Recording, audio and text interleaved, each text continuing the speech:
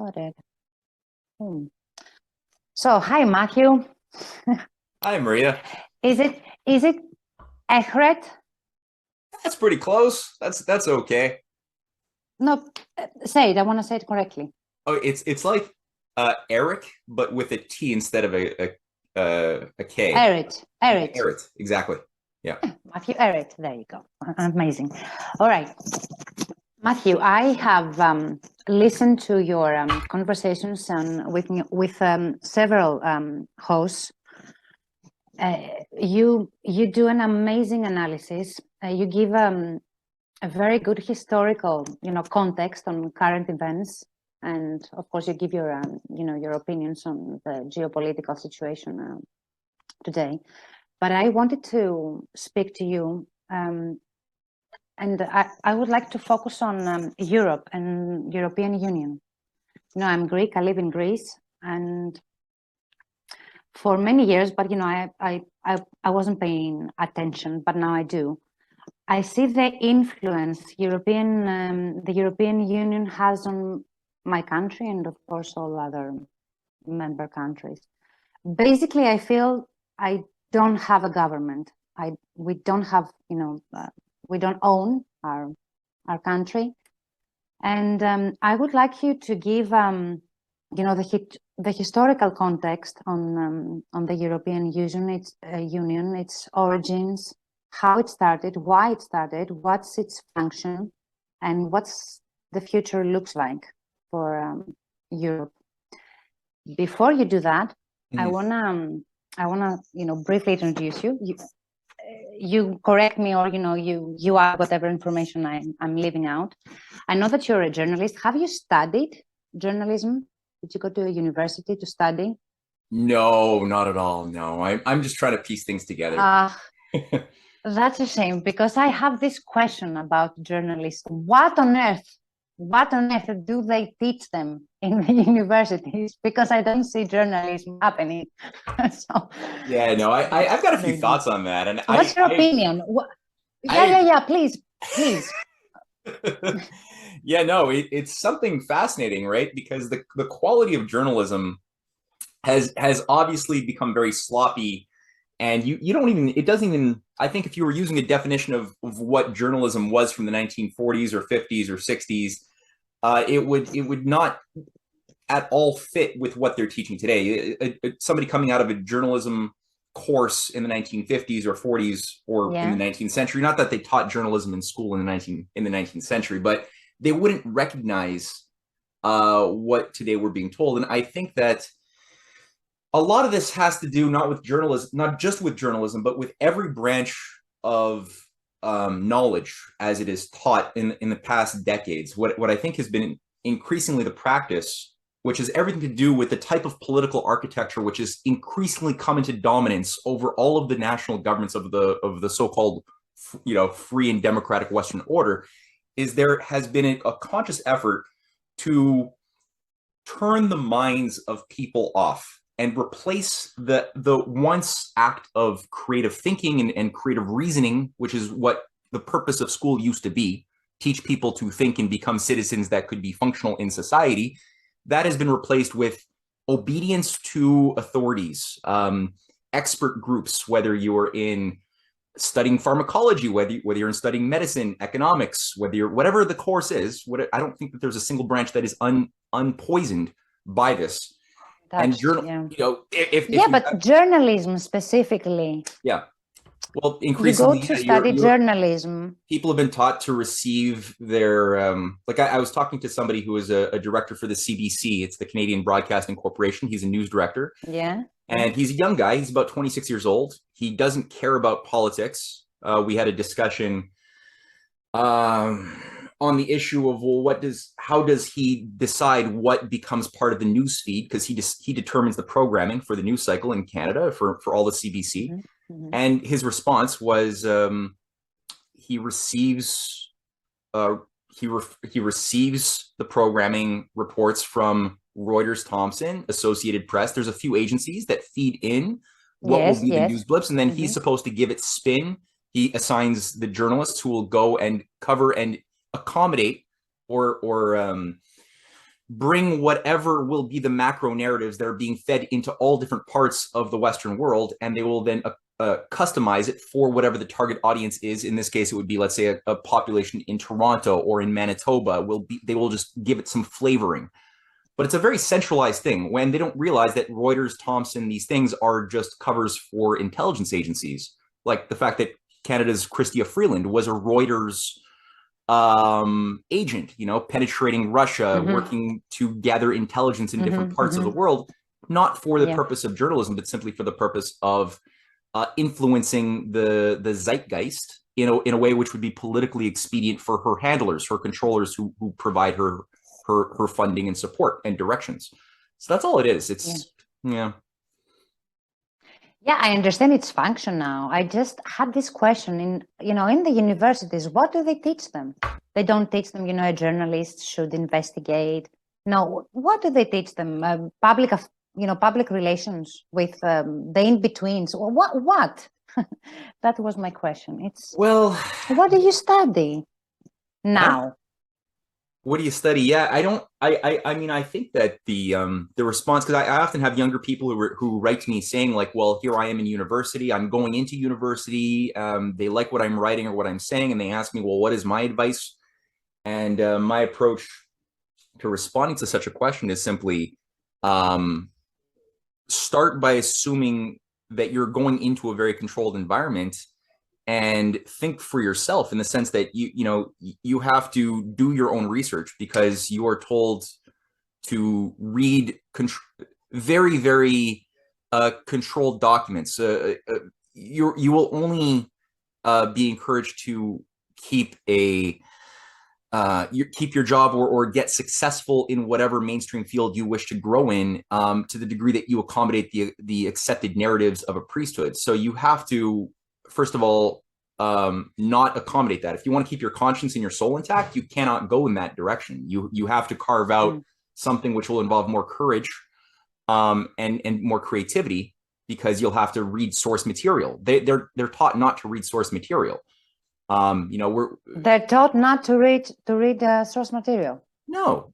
Because if you already have an authoritative line, somebody who's written the authoritative documents or biographies of Winston Churchill, why read Churchill's personal writings to various Nazi affiliated groups in Britain or in Greece? Why do that? It's like they just presume all of the work has already been done, and it is in these authoritative textbooks and biographies, which is your only source you need to go through, because somebody smarter than you has already done the work, so you don't need to do the work. And then for those who actually do want to do the work, they'll often find that as soon as they try to go into an archive, like in the case of Canada, there were a lot of historians who were very excited that they would finally be allowed to read, after 20 years of classification, the dossiers on Pierre Elliott Trudeau, who was the Canadian Prime Minister for a long time and did a lot of damage to the Canadian culture and society in ways that most people would be shocked if they understood. But so as soon as the 20-year period, because you have to wait 20 years after somebody dies for all of their personal writings and archives and RCMP files and everything to be made public, these historians went to the archives of Canada and were surprised to discover that the Canadian intelligence agency, CSIS, burnt all of the documents in 1989, when 10 years before Elliott Trudeau even died. They burnt it all, saying, "Oh, we lacked space on our shelves, so we got rid of the 30 giant boxes that the RCMP had built up investigating this guy's nefarious life going back to the 1940s, when he was still a supporter of Nazism in Quebec."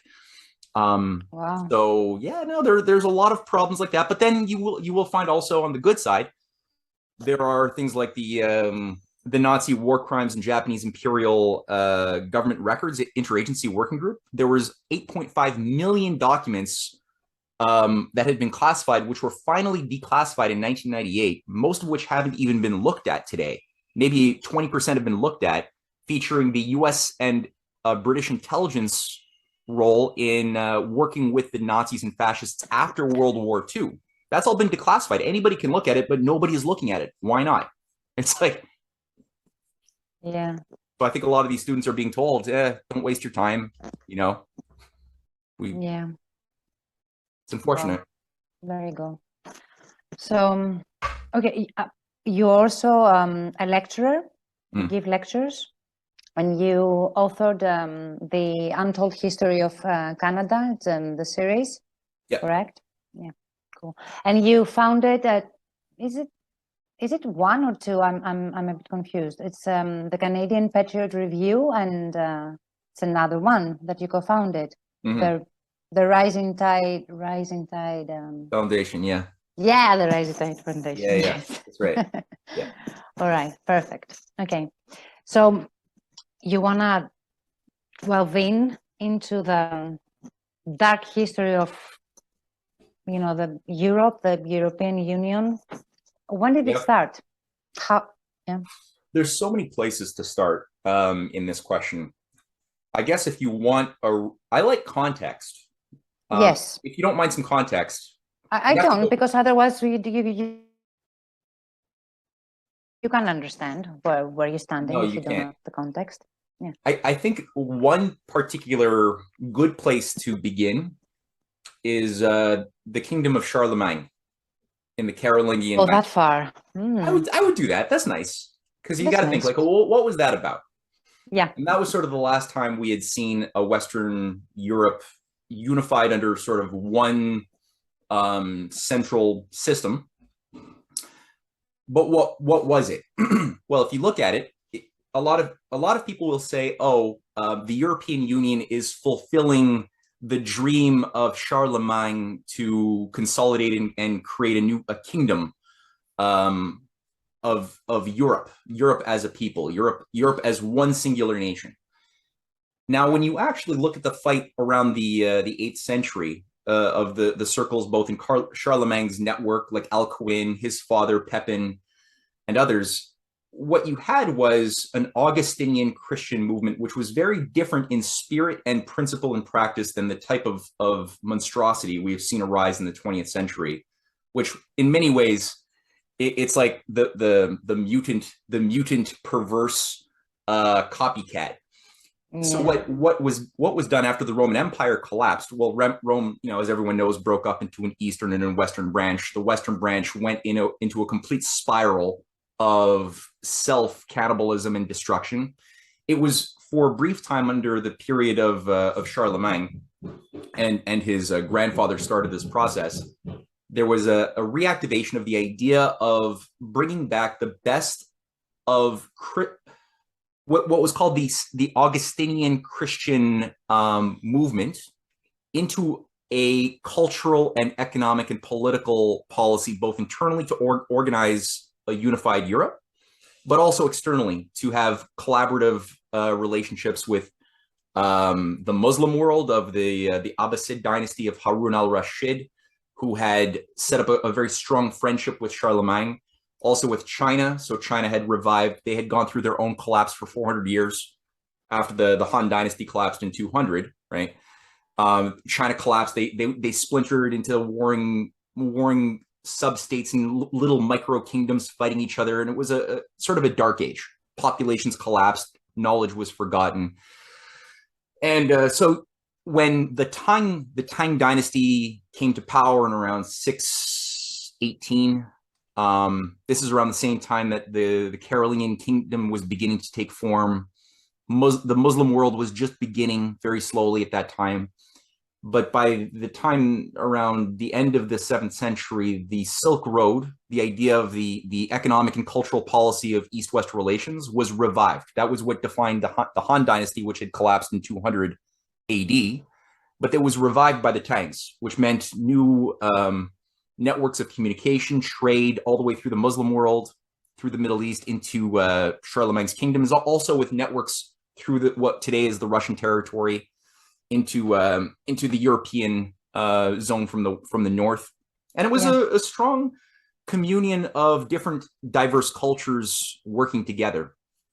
So the Charlemagne Augustinian policy is also based on internally improvements, canal building, educating orphans. There's a big emphasis on eradicating illiteracy, reining in corruption. So there was a very different spirit, but it didn't last very long. there was always the remnants of the Roman oligarchy. So the leading families that ran the cults, that ran the banking, that ran the worst elements of the Roman Empire, which was an empire of cults for the elites, cults for the masses, and cults within cults.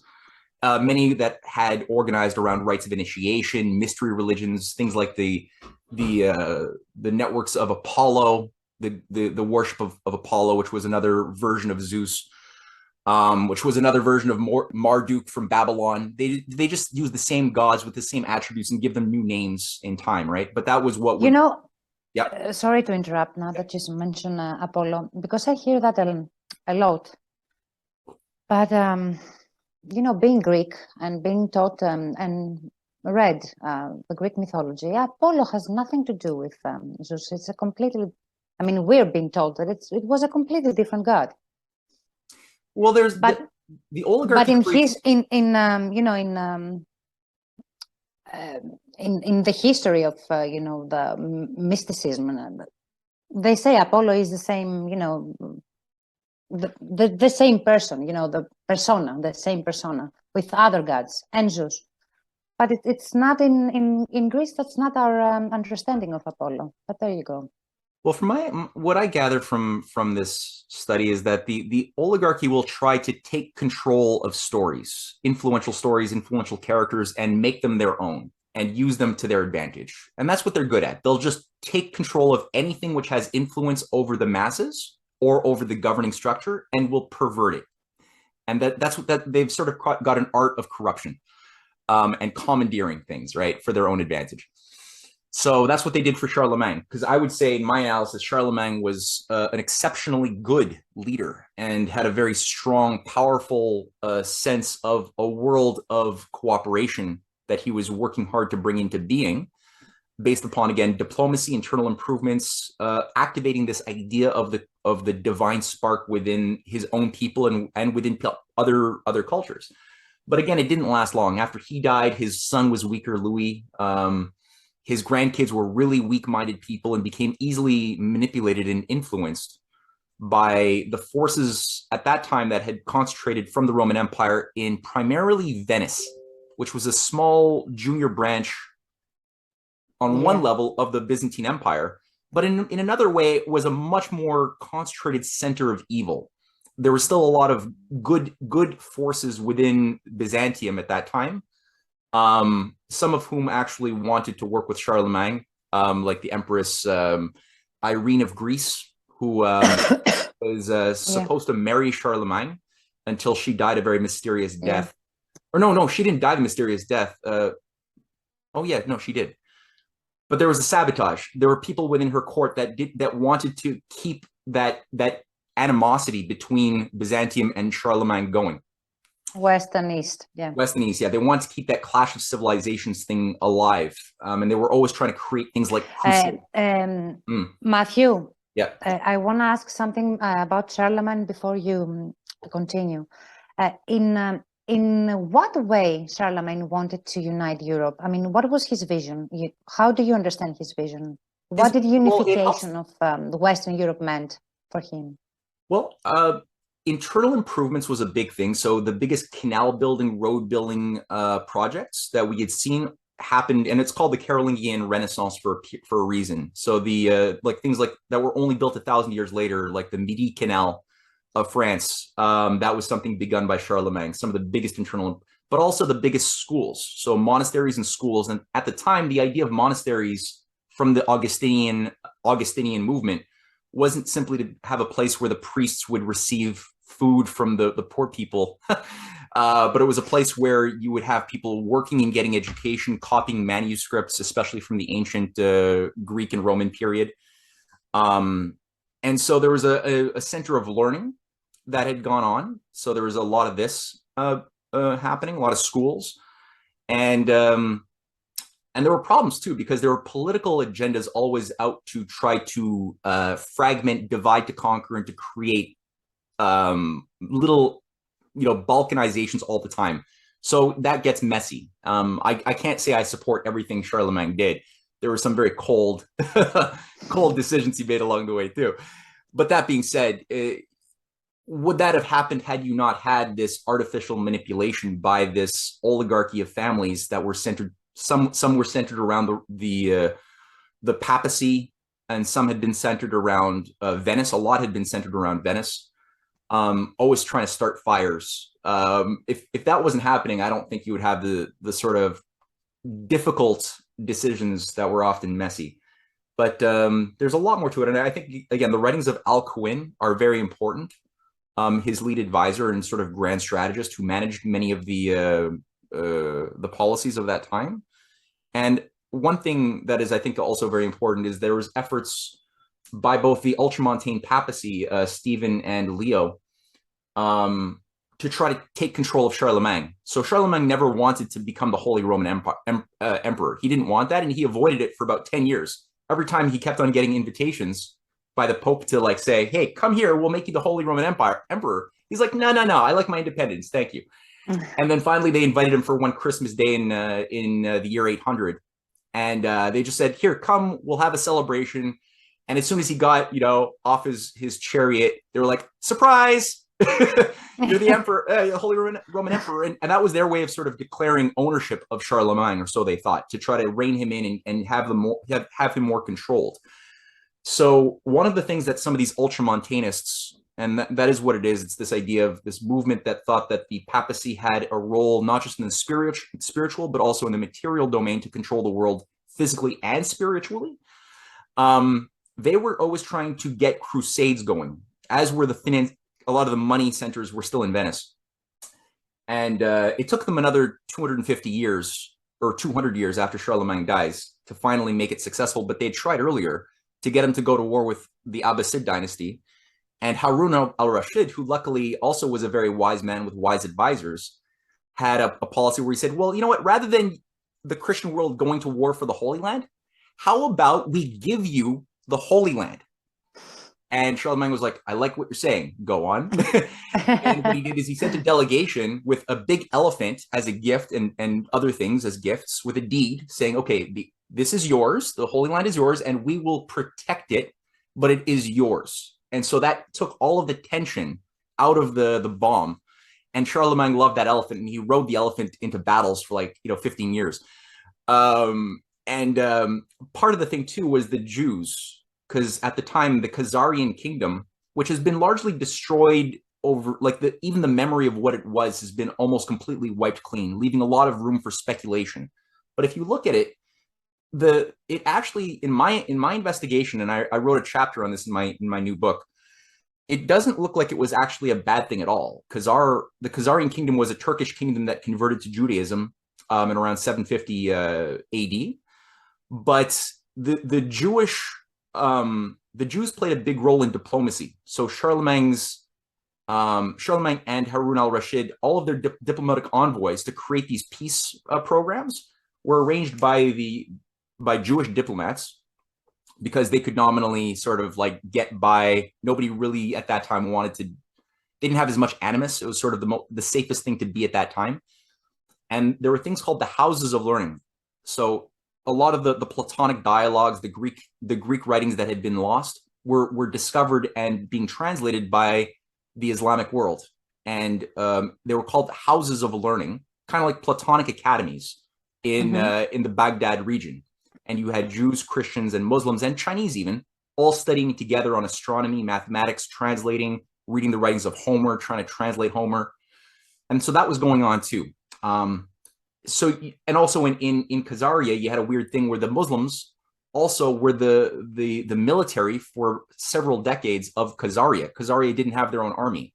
So rather than go to war, which again, some bankers were trying to get a war going between the Jews even then and the Muslims, Khazaria said, or the Khazarian kingdom or king said, okay, well, how about we invite the Muslims to be our army? They defend us.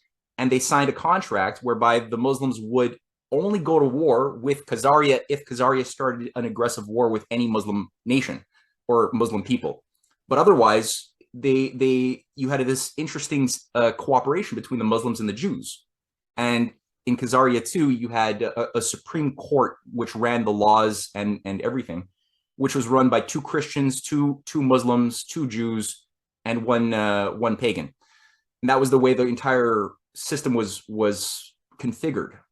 We have a lot of secondary writings from people living in that time who were describing this in detail. So this is what was destroyed by the ideologues that wanted to create a clash of civilizations.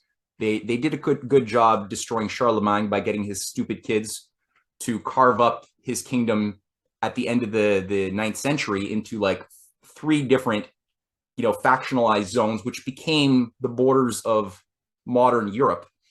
As we know it, the first borders were sort of set up by his 3 stupid kids, with Lothar, the idiot dumb kid, with Charles and Louis on either side. Lothar was the middle ground, and a lot of the regions that the oligarchy has been using to create arsonists that induce wars between France and Germany, and have all found their origins in this period of betrayal, where 2 brothers basically signed a contract saying that anytime they will always work together against their third brother Lothar. Yeah. And so Europe just splintered up more and more and became more balkanized, more at war with itself, increasingly more at war with its neighbors too, in terms of the Crusades, and it got crazy. But skipping ahead now, I think that the current European Union, one of the key places that I saw this idea revived, to bring back a perverse Carolingian idea, was with this fellow named Count Richard Coudenhove Kalergi. You ever hear about him? Nope. He was from the Coudenhove family was a leading Venetian family originally. They played a key role in diplomacy, intelligence, and keep in mind, Venice was the center of global evil, the center of cult creation. It gained real power at within the 11th century and continued on until about the mid 18th century as the dominant center command structure of global evil. Before the British Empire, the leading oligarchs used Venice. Yeah. And then it was only afterwards that they took, like, the parasite moved from Venice and took control of Britain and also Amsterdam. So there was a sort of a migration of the oligarchies leading geographical center, but it was still the same families. Yeah. So the Habsburg Empire for much of that time was a cooperative bloodline, a cooperative center of power to this Venetian parasite. They somewhat, the family structures, the intelligence agencies worked together with many of the seemingly warring empires, but they were really working together in many ways.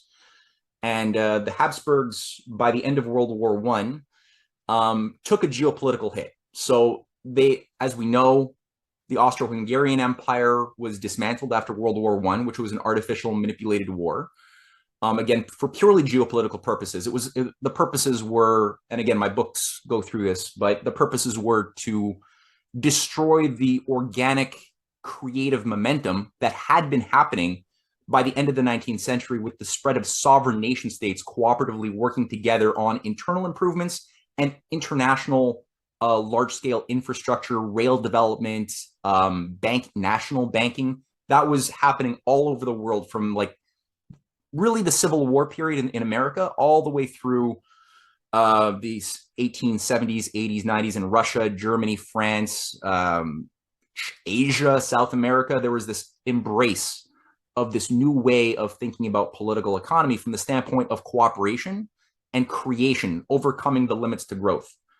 Now, that was antithetical to the Imperial Hobbesian idea of zero-sum thinking, get everybody to fight for scraps in a world where an elite controls everything as the box gets smaller, right? And you make everybody fight within a smaller and smaller environment.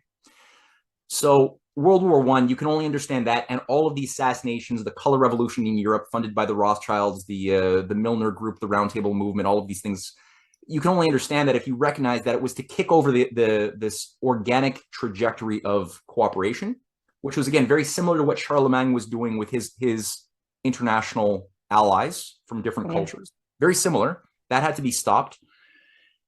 And after World War I was sort of a shock therapy. A lot of the best people were emotionally, spiritually, and physically destroyed by that experience. The Habsburg Empire sort of took a back seat. The British Empire was sort of more of a dominant center of command. They tried to get a League of Nations. So the same roundtable movement of Milner and all of these groups that had orchestrated. Matthew, sorry, why did they take a back seat, since you know, they were allies with all these elite families? Well, they were working together. Yeah, but well, I think that there's a certain agreement amongst thieves. You know, they will work together. They will work together to attain a certain vision for an ideal type of world they wish to bring into being. Okay. Yeah. Okay, I understand. Yeah. And sometimes, and that's basically for those who might be confused, like, what is this type of world they want to bring into being? Well, it's feudalism. It's like a world where human beings think they're cows, and the elites have no challenge, no resistance, and they can have orgies in their castles, and the human cows are happy eating the grass. And that's it. That's their ideal. Okay. Maybe not cows, because they fart CO2. Right. That's true. Yeah, cows that are genetically modified to eat their own farts or something. I don't know. Yes. Yeah, perfect closed systems. Yeah. Yeah. So today, yeah, it's a bit more of they're adding some technology. So all that to say, because the world was not obeying their ivory tower formula of what type of world they wanted, the world was resisting in a creative way, in a good way. And so it became expedient for the Habsburgs to take a step back for a few generations. They accepted that, but not really, because if you look at it, the leading Habsburg nobility, those who had operated for centuries within the Habsburg architecture, and this is where the Coudenhove family comes in. A lot of them were Venetian. And back in the 14th century, it was a leading Venetian, like I said, spy family that had run diplomatic networks. They ensured, actually, I think it was Cyprus, that it was the Coudenhove, one of the Coudenhove ancestors that was the leader that absorbed Cyprus into the Venetian empire in the 13th or 14th century. That was a big victory. Cyprus does play a geopolitically important role in grand strategy. Yeah. Yes. And so Coudenhove himself, Richard, was I think his mom was Japanese. His dad was a Coudenhove, and he had the assignment of putting online a false counter gang operation to the League of Nations. So the League of Nations was distasteful for a lot of people, especially Americans, but a lot of people around the world who did not wish to give up their sovereignty for a one world government after World War I. You know, this was 1919 now. So it was not very successful. They wanted that to be the sort of one world government, and there was just too much resistance. So to create, again, a false polarization in 1922, Coudenhove Kalergi spearheads with money by Louis de Rothschild and Max Warburg being a leading banker who played a big role setting up the Federal Reserve in 1913 in America. Yes. A few years earlier. Yes. He said he's given seed money to set up this organization called the Pan-European Union. He tries to make it a movement, and this is 1922. He really works hard to. He has a lot of allies in Italy. He really wants to get Mussolini to be his key guy, but Mussolini is still. He's sort of dancing, but keeping a distance.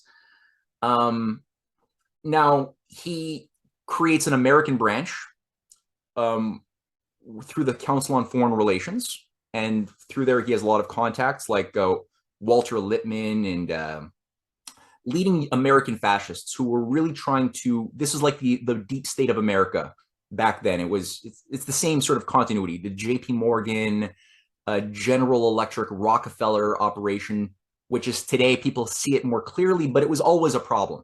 Even back then, that was the deep state. That was the thing that oversaw the murder of, for example, people like President McKinley or President Warren Harding or President Franklin Roosevelt or President John F. Kennedy. It's the same grouping, the same institutions in America, and they're always interfacing with the City of London, with these older command structures. So he's creating a movement that will appeal to nationalists, because his Pan-Europa is simply saying, we don't want world government. We want to regionalize, create more stable regions, like a union of Europe, like sort of a United States of Europe.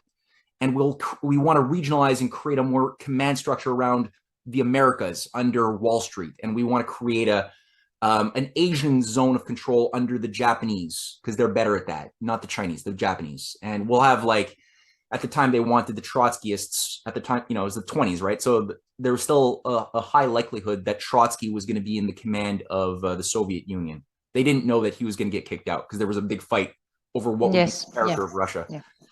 So that appealed, and Coudenhove Kalergi even admits that he said, you know, my plan was always to just be a stepping stone towards the League of Nations, because a lot of people couldn't go straight from A to B. They needed like an 8.5 to accept then world government.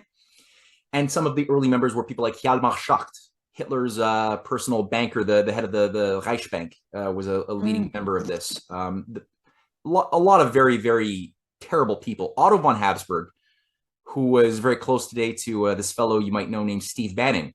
He died in Otto von Habsburg is the heir to the throne, and he was the head of the pan-European movement, the Pan-Europa, for 40 years until his death. He ran a think tank out of a monastery called the Dignitae Humanae Institute, which today is run by, or at least they use Steve Bannon as their front man to create a new clash of civilizations idea. But again, it's a bastardized Charlemagne, because they're saying, oh, we're just like Charlemagne. We're uniting Europe against the big bad Muslims and against the Chinese and against, so we need to defend the idea of the sacredness of Christian humanism. But it's not really that, because it's based upon kind of like a clash of civilizations and new crusades. And it's also based on a neo-feudalism too, because they don't actually treat the human beings that are under their own European world as if they're made in the image of God at all. They're treating them more like playthings. So Count Kalergi. Why is Russia out of this vision? Why they carve it out and, you know, play her as an enemy? Well, it has to do, I think, there's deep traditions in Russia which just simply there are some. Every country has sort of factions, right? And like I wrote a book series called The Clash of the Two Americas to try to illustrate to people that there's no such thing as like just one America. You've got fifth columnists, you've got a deep state within America that tries to act like it represents America, but it doesn't. And then you have the more genuine, authentic, positive traditions of America, which have been largely forgotten since the murder of John F. Kennedy and his brother. Same thing can be said for Russia. You have Venetian families, Venetian penetration going back to hundreds of years into the past within the Russian oligarchy. But you also have very positive Christian humanist traditions as well within Russia. And those positive nation-building traditions, which really took life in a strong way with Alexander II, who saved Lincoln. He deployed the Russian Navy to support Lincoln during the Civil War. And he also brought in some of the biggest nation-building strategies, protectionism, large-scale development. He freed the serfs in the 1860s. That is something which animated a big, important grouping of leaders, some of those leaders actually found themselves within the Bolshevik Revolution. So here's the thing, like a lot of people try to, again, treat the Bolsheviks as if it was just one thing. And they don't realize the Bolsheviks, on the one hand, yeah, it was funded, the revolutionary activity to overthrow the Romanovs was funded by leading Wall Street bankers, Jacob Schiff, you know, the Warburgs, the Milners were funding it because they wanted a color revolution to overthrow the stability of what the Romanovs had generally represented. But it wasn't because of the Romanov family. It was because that was the structure of government around which these humanists and leaders like Sergei Witte and many others had found themselves working to do a lot of really good things with a strong sense of the evil of the British and Venetian Empire, as well as within their own country, within the Okhrana, with you know, because you had things like the Holy Brotherhood, which is sort of like a society of the older feudal elites of Russia that created a movement, and out of that came the Russian secret police called the Okhrana. which was again a reactionary counter gang movement. All of them and the Bolsheviks, they acted like they hated each other. But if you look at a lot of the Bolshevik controllers, they were being funded and deployed by the Okhrana. And so you had this, like, again, fake gown, kind of like the way, if to get a sense of this, the way domestic terrorism today is orchestrated and manipulated by the FBI or the CIA. People see there's a lot of evidence of how this works. Same thing back then. So, like George Soros, funding Black Lives Matter, funding riots in the streets, funding like violent movements designed to overthrow the government, but he's being protected. His assets are being protected by the FBI, which actually is not there to defend the nation at all. It's all, so that's sort of what Russia was dealing with as well. So that went in the course it did. But we find that, like I was saying, amongst the groups who called themselves Bolsheviks, you had different factions fighting with each other, some of whom wished to work with the Nazis, work with the fascists, work with the Japanese Nazis or the Japanese fascists, like Trotsky, for example, was very happy to do that. And he was happy to carve up Russia and basically destroy Russia and make it little micro federations under the control of an international managerial class. Other groups, like Stalin, for example, who had problems. I'm not saying Stalin didn't have problems, but at the very least, he said, no, we're not going to undo Russia. He said no. And he also said to Trotsky, like Trotsky said, we need global revolution. We need to light the world on fire and not end until we get the global revolution. Stalin said, no, let's just try to figure out how this works in one country first. What a wonderful job he did. Yeah, that was, and again, but you see where the incompatible difference is, right? It was better that he took that approach rather than the Trotsky approach, which was like gung-ho, all or nothing. The reality was Trotsky didn't really seem to care very much about the things he was saying. He always was more than happy to be a servant, a manager of a region under the control of a global scientific dictatorship. That seems to be what he was moving towards. So he was kicked out of Russia. He was banned in 1927, Trotsky. But the chaos that had happened, and again, was something used by Coudenhove and to say, okay, to defend Europe against Bolshevism, communism, we need to consolidate under a new umbrella organization to have the power to stop communism. And Edgar Hoover was doing the same thing in the United States in its own weird way.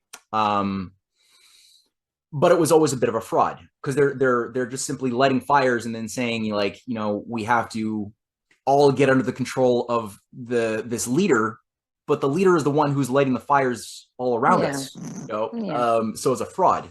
And Coudenhove, he wanted a specific approach that didn't involve nationalism. And that's why he didn't really like the Hitler-Mussolini variant of fascism that was selected in the 1930s to be the driving force of the New World Order was going to be of a national fascist variety. Coudenhove, he wanted more of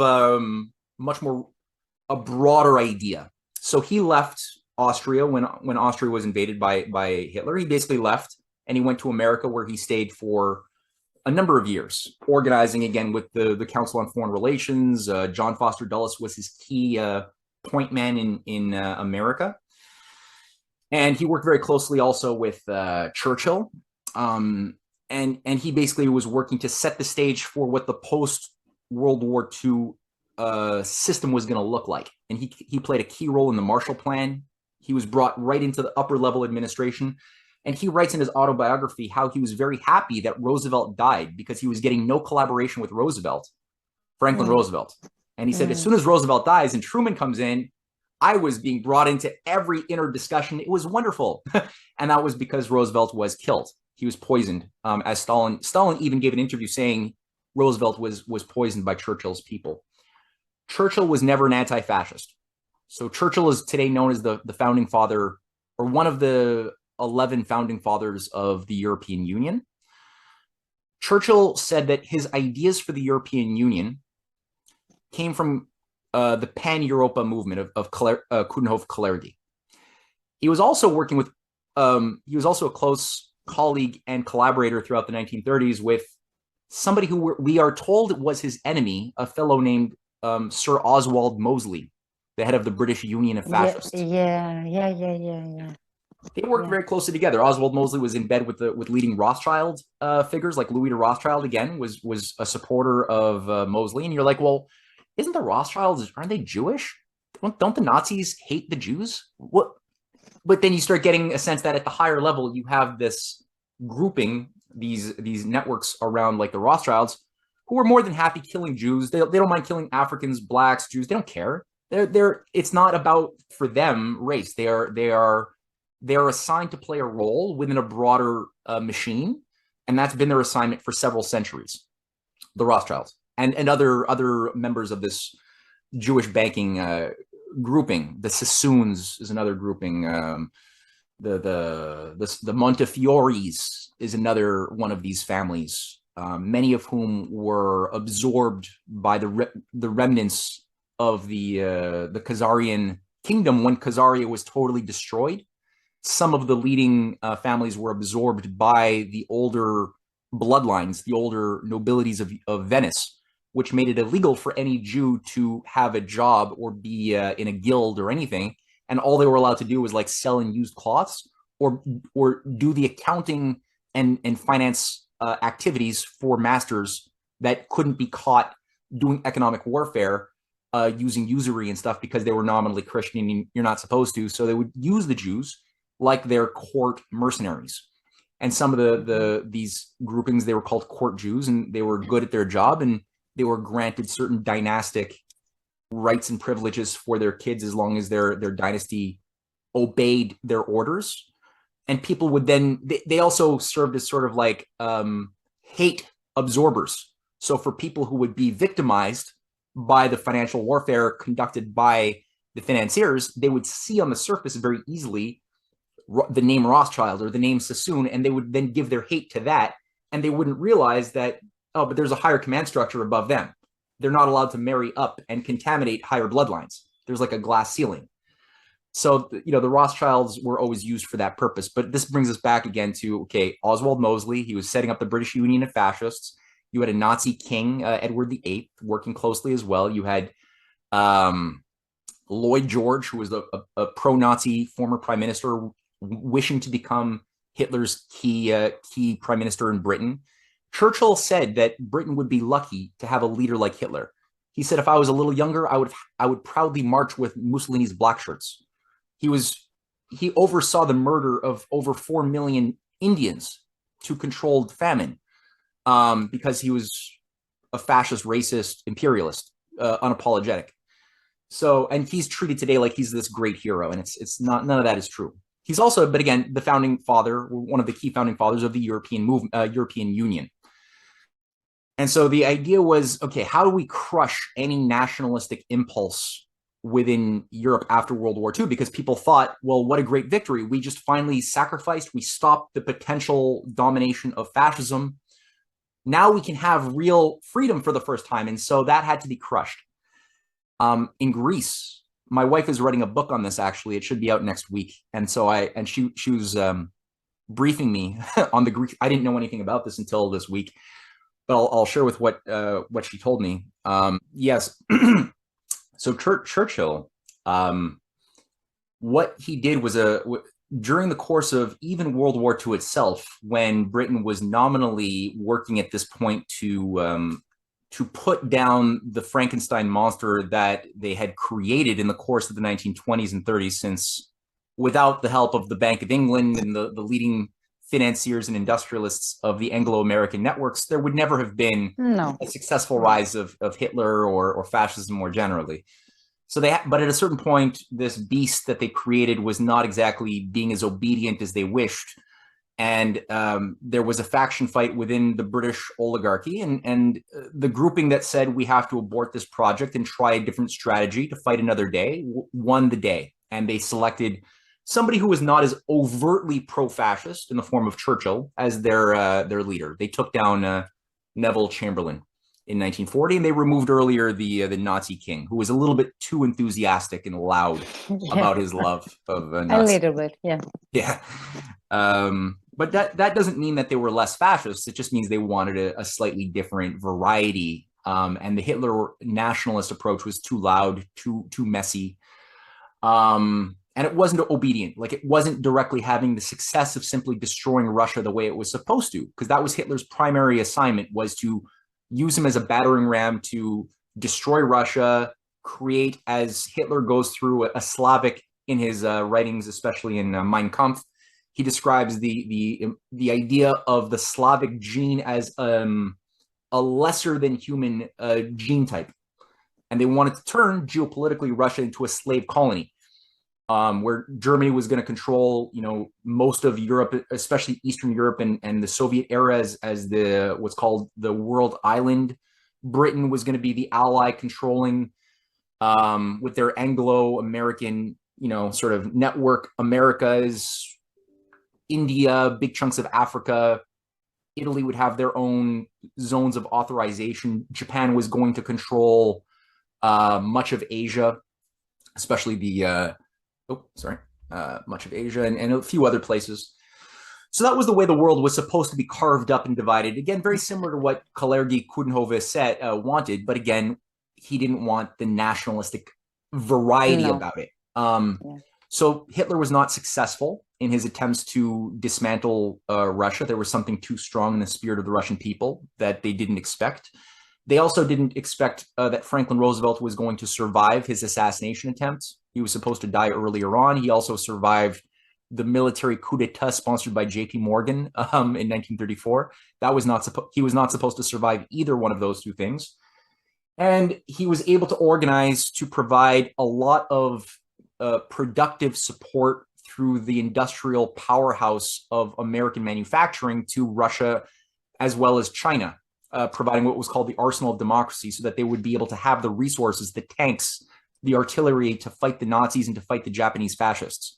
I want to ask something, Matthew. The same financiers were financing Hitler and the Bolshevik Revolution, and they were different. Yeah, you had different factions. It was the same.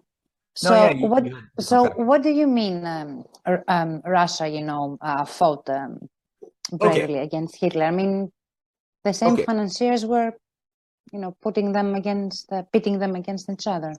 Well, just like not all capitalists are created equal. You have the feudal capitalists who want to use the surface appearance of capitalism, but really just to create a feudal system of controls.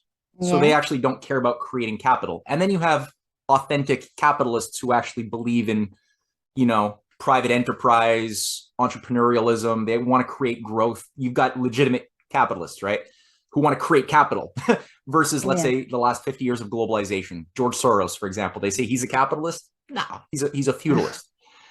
You see the same thing within socialism too. You have like authentic socialists who care about social values, and then you have the Fabian Society socialists who care about, they're called the feudal socialists. They want to absorb abused people who had been abused by the abuses of capitalism or unions, and make them serve the interests of a governing priest class of social engineers who don't care about them.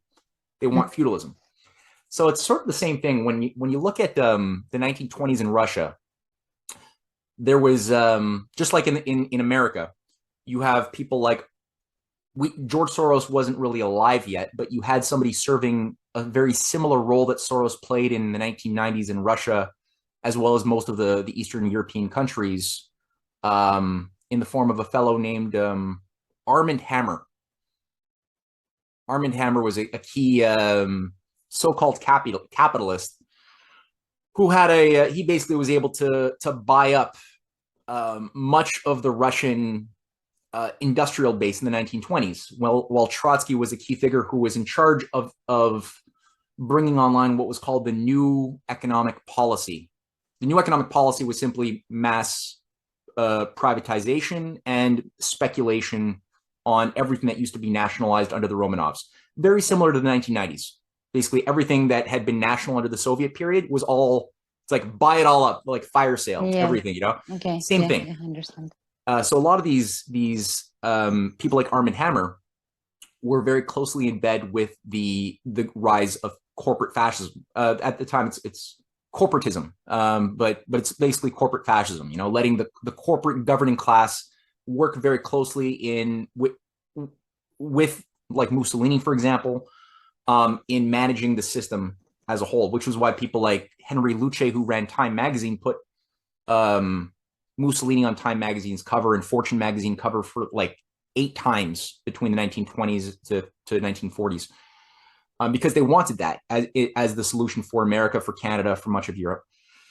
So in that period, Trotsky was the key guy who was making that happen. He was facilitating all of this, and he was also working, as we discovered, managing what are called these deep state fifth column networks throughout the 1930s to try to, on the one hand, assassinate Stalin and Stalin's allies. They had multiple assassination attempts. Some of them were successful in some of the key figures. These were massive fifth columns that ran through the bureaucracy of Soviet Russia, the military, the education system. They worked with a lot of the groupings around the Frankfurt School.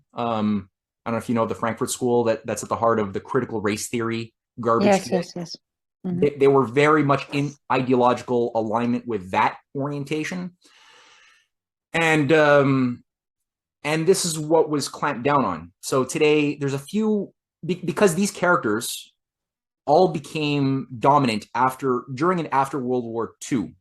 So a lot of the leading Trotskyists they created a new movement in America, for example, called the Neoconservative Movement. People like James Burnham, who was Trotsky's personal assistant. The neocons.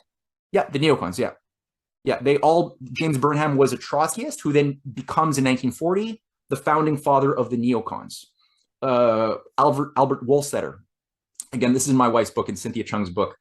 It's going to come out. It's sharp. But Albert Wohlstetter, who's the key figure behind the creation of Rand Corporation, that shapes all of U.S. economic, military policy, educational policy, health policy throughout the Cold War, is a Trotskyist who then becomes a neocon. Irving Kristol, all of these guys, it's the same thing though. Ultimately, they have a very similar set of ideas about the way that the world should be brought into a state of purgative violence to be cleansed by a new utopic governing class of managers. That's what Trotsky wanted. That's what the neocons want. That's what it's all about, the effect. So in the case of Russia, you had, under Roosevelt, you had allies who were legitimate capitalists, authentic and authentic industrialists who were also moral. They were politically aware and moral in the sense that they understood that there was an effect to being an entrepreneur and being, let's say... Who were they? Huh? Who were they? Oh, well, you got people like Jesse Jones, who was the head of the Reconstruction Finance Corporation, Mariner Eckley. So the Reconstruction Finance Corporation was the instrument used to get around the Federal Reserve under Roosevelt, that provided by the end of World War II, it had provided more loans to small and medium businesses than all of the private banks of Wall Street combined, plus the Federal Reserve. So Roosevelt had tried early on to destroy the Federal Reserve with his state banking legislation, but it failed to pass. There's still certain, you have to obey certain constitutional laws, and if the Congress and Senate don't accept something, you can't do it. So he got around that by employing this state-run entity called the Reconstruction Finance Corporation to have the authorization to create sub corporations like the Tennessee Valley Authority or the Reconstruction Finance, the Rural Electrification Projects. There are thousands of sub corporations, mostly that could receive private finance, so people could privately invest in something that would make their nation better. But it involved doing things that involve not speculating, but rather providing electricity to the entire ignorant South of the United States. Yeah, producing something. Producing real things. Yeah, exactly. Very different idea. So people like, yeah, again, Jesse Jones, Mariner Eccles, who was an industrialist whom Roosevelt installed as the head of the Federal Reserve to force the Federal Reserve to kind of behave properly for the only time in its history was under the control of Mariner Eccles, which is why they were forced to provide certain types of useful loans. And also there's a big list. I actually have a lot of them in my book in chapter, I think, 13 of volume 2 of the Clash of the Two Americas. There's a big list. And so, they provided through things like the Lend-Lease program, a lot of the productive power, because America couldn't enter World War II. There was just, people had been so disenfranchised by the abuses of World War I. They didn't want to get it sucked into another unnecessary war again. So there was not a lot of popular support. But the way that Roosevelt understood that, like, Hitler he said he's a nationalist, but he was obviously an imperialist. His view was global dominance. So was the Japanese. They were called the Japanese Imperial Army. Yeah. At a certain point, the fight was going to come to their doorstep. So China and Russia had to be successful in being able to resist being turned into slave colonies and destroyed. Because if they fell, there wasn't a lot to prevent. I mean, England and France were not doing any fighting.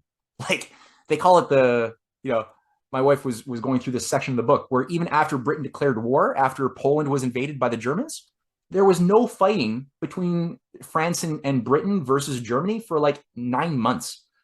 France just basically they had so many fascists in the Pétain regime in France. They happily just laid down their arms very quickly and sabotaged their resistance and let the Germans just come right in and take control of France, including all of the ports, the military, and everything, leaving only a few people like Charles de Gaulle and the French resistance doing underground fighting. The British were sending planes, weren't they not? They were bombing, no? The British were. That happened later. The actual hot war, the fighting war between Britain and Germany, only occurred after, I think it's 6 to 9 months. It took them to actually start fighting. It was before that, because the idea was still that they were hoping that Germany would not annex France first. They would just go straight into Russia and destroy, have the two competitors, because Germany and Russia have a historic alliance. Britain has been trying to destroy the Russian-German alliance for a long time. Even today, that's something they're still afraid of. You know that there is this idea out there that Hitler didn't want to go to war with Britain, and that Churchill was really, really pushing hard, trying to find an excuse to start the war. And Hitler definitely wanted an alliance with Britain because he saw them as like two Anglo-Saxon nations, because it was like an ethnic imperialism for him, and he saw them as both hereditarily destined to manage the world together. Britain didn't think the same way. They didn't have the same, at least a lot of the British aristocracy didn't believe that necessarily, but they wanted to use Hitler like their tool, as a battering ram. That's what they preferred. Churchill himself was a figure who was sort of a damage control figure. Their first, like I said earlier, their preference would have been originally to have the Nazi King Edward VIII and Lloyd George, for example, or Oswald Mosley, or some combination, managing the political class of Britain. The British people, though, were always a big problem for the British oligarchy, because the British people never liked fascism. They couldn't get that type of, like, the British people. They were much more. They had been abused by the British Empire quite a bit too. They didn't want to like go in and die for this thing, and they didn't like fascism. So Churchill, again, he was deployed as a damage controller at a certain point, assigned to put down the beast. That was his primary assignment, but not because he didn't like fascism. It was because he had to preserve the British Empire in the form that it was expected of him. So Hitler could have probably destroyed Britain like 8 times over and kept on giving Britain chances to get back. He's like, just go back to your original policy, okay? We were working together until like the late 30s. Just go back to that. Honestly. And he tried really hard to get Britain to work with him. That doesn't mean he was good. It just means he wanted that original version of the New World Order. But Churchill destroyed the British Empire. He basically sold it out. No, they changed costumes. They moved from one. Yes, Yeah. Of course, they changed costumes and they moved across an ocean. But Not really. No, the Britain always stayed in control. After Roosevelt died, all of the British controlled operations within the United States, took control of the United States. So the U.S. never became the empire. In the eyes of the rest of the world, America took over. That's the genius of the British Empire. The facade, yes, the facade. Yeah, you get your victim to receive the hate, to become the corrupted operation that everybody hates, and they don't see that people think that Britain is being controlled by the Americans, and the Americans are these great geniuses of empire. It's like, no, no, it's the opposite. The British are the ones controlling the show. Yeah. And again, that was always what Cecil Rhodes had put into motion with his manifesto, was that Britain, under the Round Table reorganization, which worked very closely with the Fabian Society, would undo the American Revolution, take back control of their rebellious colony. This is what is behind the Five Eyes being created under the British, and reconstitute a global British empire using regional blocks, but with the British command structure never enmeshed with the trap they would set up for the European Union. So Churchill never wanted Britain to enter the European Union. He wanted the European Union to be a cage for those countries who would then be under the financial control and influence of the British Empire. That would be not just, it's like today's Commonwealth, just look at the Commonwealth today. It is the British Empire. It's the same territories. Yes. Plus the United States reconquered. That would all be the dominant block at the top. And again, like I was saying, with Greece, Churchill stabbed the anti-fascist resistance in the back after Britain was working for a couple of years fighting alongside the Greek resistance against the fascists. Then all of a sudden, in March 1943, the British Foreign Office comes out and they have a new policy, and they say, okay, no, we're actually going to start supporting Metaxas. We're going to start supporting the monarchy, and we're going to basically work with the fascists while World War II was happening. And then they work to, the Greek resistance is still not falling apart. They're still fighting, despite the fact that they've just been stabbed in the back by Churchill. They're still doing a pretty good job. And they fight off Mussolini, they fight off Hitler ultimately, and they're doing a good job kicking the British in their ass, because the British are still trying to come in dominant. And then the British are forced to, call in the United States after Roosevelt dies, and this becomes the Truman Doctrine, that the first foreign intervention militarily that the United States after Roosevelt conducts is against Britain in support of the hardcore right-wing groupings in Greece, which it's all done under the war against communism. And under the war against communism, everything is justified of the Cold War, because they called the resistance communist. Yeah, and sure enough, there were a lot of people who were communists, but it's like it was like, again, not all communism is created equal. These were people who... It was more than that at that time. Yeah. What was happening, it was more than, just communism. It was more about liberation. Exactly. And that's why they hate, there's this quality within communism, within the communist cultures of the 20th century, that they're not all Fabian Society fake feudal socialists. You actually have people who are really good souls who died for the idea of real justice economically and politically for everybody. And that's what they crushed in Greece. They did that with the help of a lot of leading Nazis that they worked with. You had what was it? The Hellenic raiding force. The Hellenic raiding force were basically Gladio stay-behinds. Yeah. That were operated by leading figures within and trained by leading figures within the Nazi intelligentsia, Nazi leadership, supported by Britain, that were they carried out massive massacres of innocent people in Greece, and they continue to do that after World War II in different ways. And all of the things, like, people say, oh, we defeated fascism. And it's like, well, not really, because the CIA and MI6 recruited Reinhard Gehlen, Hitler's top intelligence guru, was recruited by the CIA and put in charge of all West German intelligence. His entire network was reconstituted under CIA control. Again, Operation Gladio has been the name given to all of these things. And you had these secret armies operating within Italy, within the Netherlands, within Belgium, within Britain, within America, that were creating terrorist organizational structures that were oftentimes, they would create these things like the Red Brigades or different idiot, stupid leftist groups of Maoists and Marxists who were just these kids recruited out of university by Western Nazi-run intelligence agencies that then turned them into these radicalized domestic terrorists, either launching public bombs that would detonate in malls or mailboxes. Yes. Mm-hmm. And it was all done with the idea that this is going to make people realize just how bad communism is, because they're all of these things are outwardly acting like they're communist, right? But people would forget, no, they're actually run by Nazis. And they would also serve the role of assassinating occasionally troublesome leaders like Enrico Mattei or Charles de Gaulle was ousted by a coup d'etat, but there were 30 assassination attempts to try to kill de Gaulle with this operation, and many others.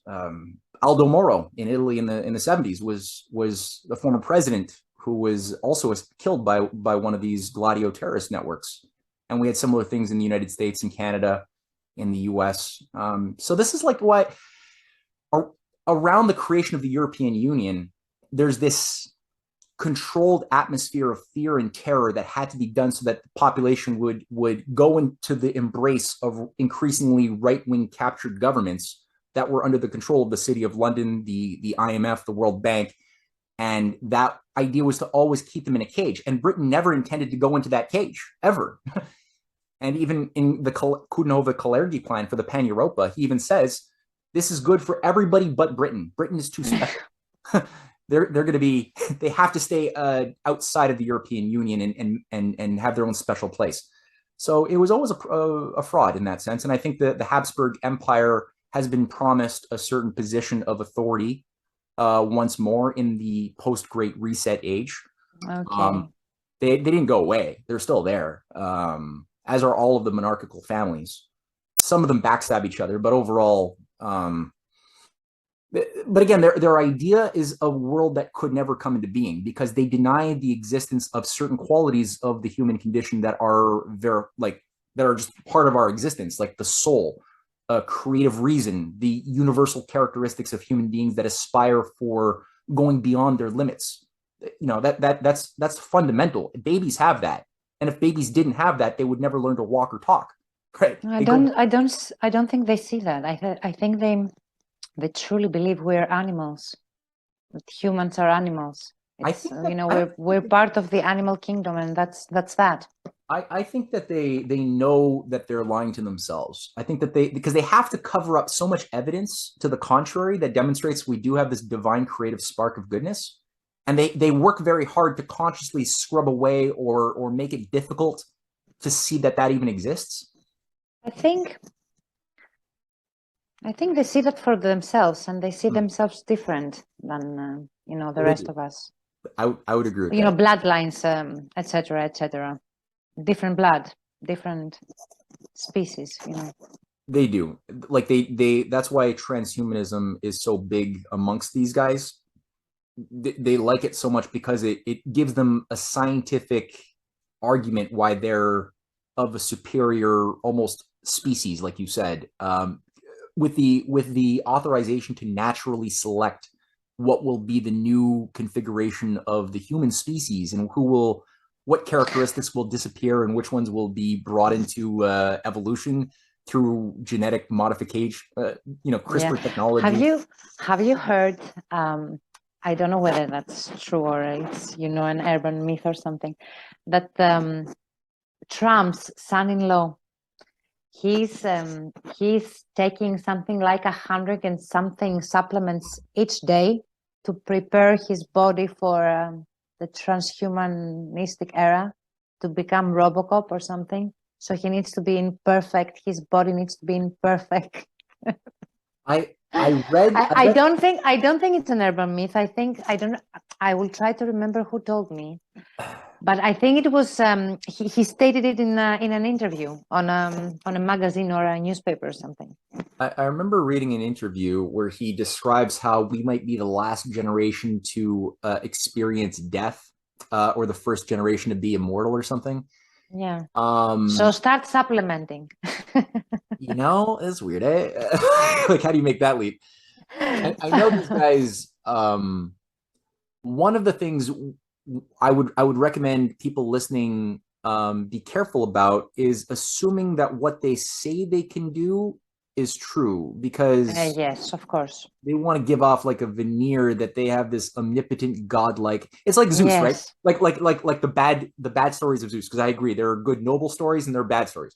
But I think that the overarching myth, even amongst the ancient Greeks, was that we've always had societies organized around myths, and in ancient times, the leading oligarchical families would utilize the story that they were more than human. They were the immortal godlike beings that would then would justify their dominance over their slave mortal class, to play with them as they saw fit.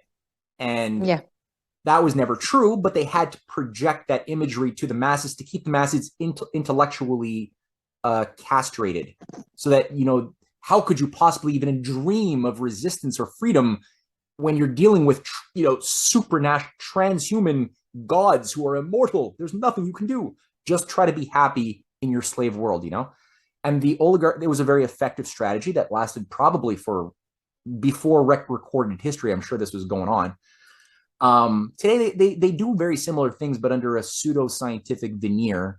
And they'll put out certain things like what they can do with little nanobots injected into us to control our brains and emotions. So there's nothing you can do because you're always being watched, and they're going to control everything. And it just that idea puts people, I think, into a very small, impotent framework of thinking and feeling that makes them more controllable, even if they know all of this useful information about how bad the Great Reset is and conspiracy theories. And if they know about all of these truthful facts, but they have that emotional cage moving around them, they're not going to do anything useful with that information. If anything, they'll just be useful to the elite, because they'll be just teaching people why ultimately you're a slave and there's nothing you can do, because they're watching you, or they're controlling everything. So they want to upload their coding. Like the oligarchy says, they can cheat death within like a decade by downloading their brain patterns into the cloud. The singularity. Yeah. They talk about the singularity, and it's a neo-magical occult idea, but masquerading in a scientific veneer. But it's not science. This is magic. It's make-believe.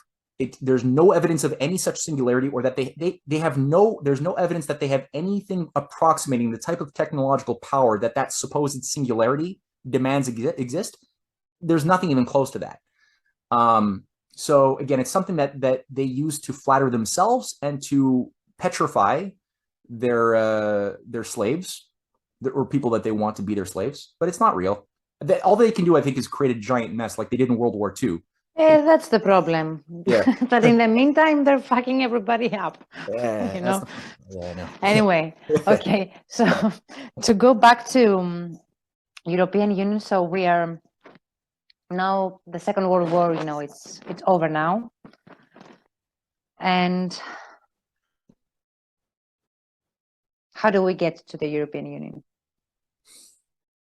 Well, the European, like, again, you have, I find it very useful to think about the two opposing traditions in Europe, between the authentic Carolingian Augustinian tradition versus this Napoleonic perverse Carolingian tradition, which came about or was revived with Kalergi, and Churchill and Oswald Mosley also had a European nation policy. But it was, I think, largely through the 60s, because you still had a lot of resistance. I mentioned a few assassinated European leaders like Enrique Mattei and Aldo Moro, but also you had de Gaulle, you had Adenauer, who was in a very, he's a German who chancellor. who were opposite this idea of unification.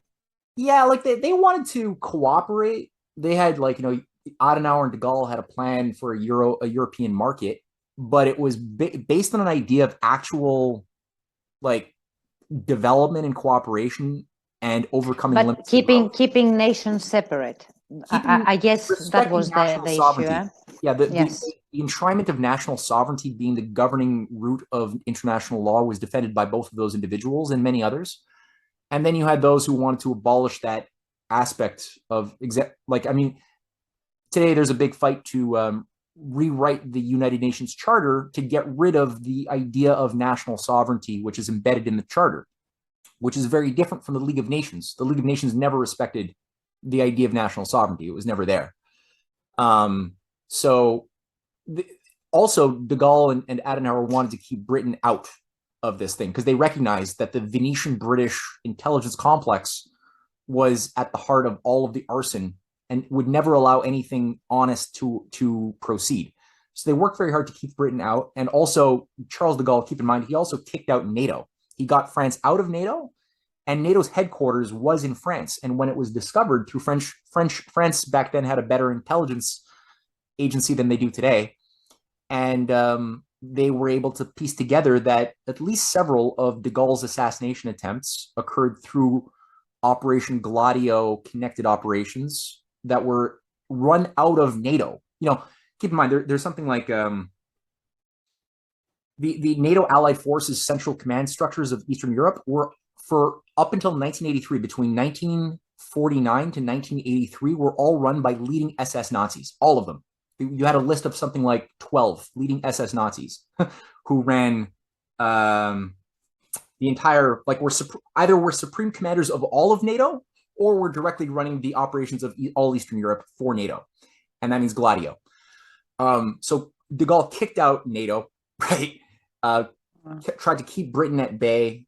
But when he was ousted in a sort of color revolutionary coup in '69, there was not a lot of potent moral leadership that was ever able to regain control of France. And it took him it was only when Sarkozy came around that France was brought in.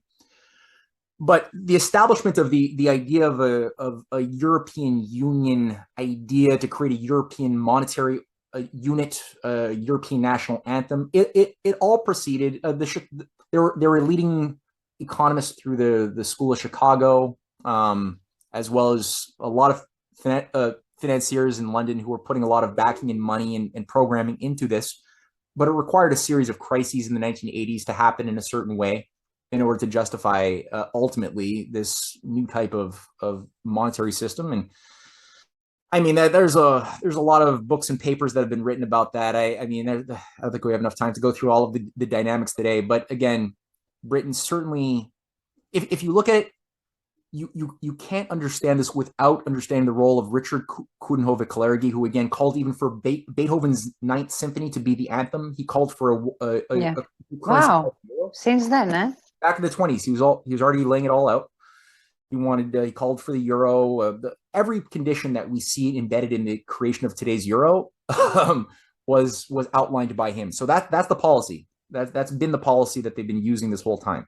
They've wanted it probably earlier. It took them longer. And it wasn't done democratically. You had things like the Lisbon Treaty was rejected by a referendum of, what was it, in Ireland, right? And yes, yeah. Basically, the Irish people were told, yeah, I know you said you don't want it, but you're going to have to do another referendum until you give the answer we want. Yes. So yeah, how democratic was that? That established the European president and the whole structure as it is currently known. But again, the whole thing was an operation to create a stepping stone towards world government and just strip nations of their sovereign right to control their own credit, to go into, to have protectionism.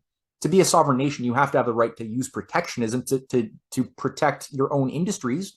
If you're not allowed to do that, you're not a sovereign country. So the European Union, if you're going to be a member, you're not allowed. You can't get into more than 3% debt, they say, of GDP. Who came up with that mathematical number? That's arbitrary. Sometimes you have to do things that might involve creating more debt, but it's for greater good. but you're not allowed. You have to be, fiscally responsible, even if that means privatizing your ancient islands and relics and museums and everything. Yeah. Make the money and pay your debt. It's like, well, okay. Who's owning it now? I mean, someone's going to own it. If it's, who are they? So, yeah. So where did you see this going, Matthew? Well, I see this, in some ways, I see a lot of parallels to the disaster of the 1930s in the sense that the oligarchy is very much in their head. They want the universe to obey with their logical models. They can come up with models and ideals on paper that might look really pretty to them, but the more they try to put it into real world action, the more the universe doesn't respond well to their ideas. So things get messy. They're good at creating disasters. And I think that today, the world is not looking like the world that they expected it should be when they were putting this in motion, let's say in 1992, and you had everybody in amongst this oligarchy, Kissinger and Bush Senior and Biden, and everybody was celebrating the New World Order is finally here. The Soviet Union is over. It's now the end of history age is upon us. And they foresaw a different pattern of events than what had actually happened, especially in the last 20 or so years. So now we're in a position where they've created a series of commitments. They've established collective security agreements in NATO. They've expanded NATO around Russia's perimeter. They're expanding NATO in the Pacific. They want to encircle China and Russia with a full spectrum missile shield, right? If anybody gets in a fight, everybody has to get in a fight, but now it's with nuclear bombs. So it's like, it's not the same thing as it used to be for hundreds of years in the past. Plus, they really need to change the name NATO. They have to what? They really need to change the name. It's not NATO anymore. It's not the North Atlantic Union anymore. North Atlantic. Change it. Arctic. Yeah. They should just be more honest with it, eh? But so right now, I think that because you have a great part of the nations and cultures of the world who are currently unwilling to sacrifice themselves to this script of a new world order. And again, this involves Russia, its allies, the Eurasian Economic Union. Belarus is very close right now on a military level too, but also economically. This is embedded in more and more with the Belt and Road Initiative of China. A lot of countries of Southwest Asia, including Saudi Arabia, have increasingly realized that they are sacrificial lambs that have no role to play really within the post-growth New World Order age of the Great Reset. You're not supposed to burn hydrocarbons, right? It's a post-carbon age. So what are countries, as corrupt as Saudi Arabia has been, what are they supposed to do if their whole economy is based on hydrocarbons? They have no role to play. They're disposable. So that's why I think you've seen increasingly even Saudi Arabia over the last several years wake up to this new reality, and they've very, very much moved towards a pro-growth Eurasian orientation, which is pissing off a lot of Western psychopaths. Turkey as well realizes how and they're a NATO member, but Turkey has also realized just how fragile their existence is under Erdogan, and they've also increasingly vectored towards a pro-Russian, pro-China orientation on a variety of levels, although they also still have fifth column deep state operations still. So no nation is clear of that.